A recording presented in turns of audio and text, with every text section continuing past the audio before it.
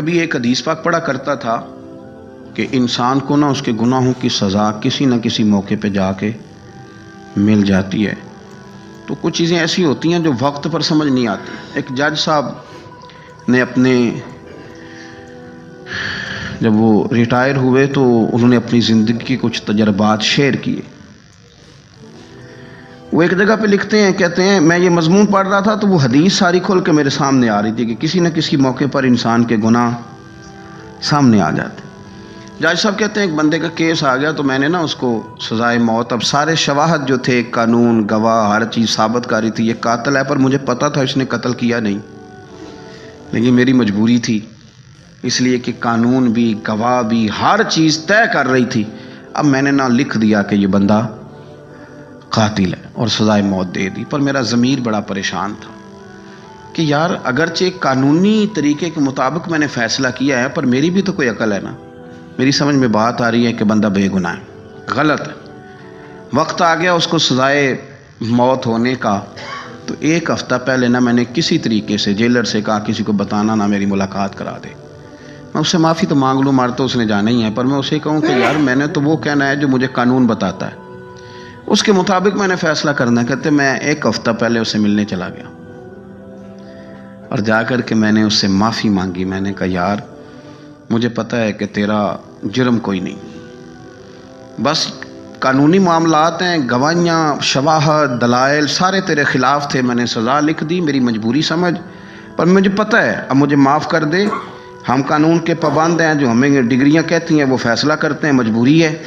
کوئی ایک چیز بھی ایسی نہیں تھی جس سے ثابت ہو سکے کہ تو مجرم نہیں، تو میری مجبوری تھی۔ تو کہتے مجھے کہنے لگا جج صاحب آپ مطمئن رہیں، مجھے سزا ٹھیک ملی ہے،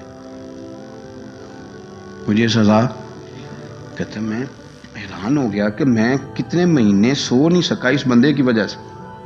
بے چین رہتا تھا، یہ کیا کہہ رہا ہے، کس طرح ٹھیک ملی ہے۔ وہ کہنے لگا جج صاحب جس مقدمے میں آپ نے مجھے سزا سنائی ہے یہ قتل میں نے واقعی نہیں کیا، لیکن اس سے پہلے میں نے 2-3 کیے ہوئے، اس سے پہلے میں نے کیے ہیں، میں بچ جاتا تھا۔ وہ بڑا ہی بے نیاز ہے، اس کے بڑے عجیب و غریب رنگ ہیں اور وہ اپنی قدرت کے نظارے، میں بڑا سمارٹ تھا، بڑا ہوشیار تھا، میں کوئی ثبوت چھوڑتا ہی نہیں تھا، میں بچ جایا کرتا تھا، میں بچ گیا، ایک میں نہیں 3 قتلوں میں بچ گیا، میں بری ہو گیا، لیکن یہ میں نے کیا نہیں تھا، اس میں الجھ گیا، اور ایسا الجھا کہ سزائے موت تک آ گیا۔ اور جب آپ مجھے فیصلہ سنا رہے تھے نا قتل کا، تو کوئی تھا جو میرے کان میں کہہ رہا تھا کہ اب بھی کچھ چالاکی کر کے دکھانا، کرنا کوئی تیزی اب دکھانا، جب رب کریم فیصلے کرتا ہے تو پھر کوئی بچانے والا موجود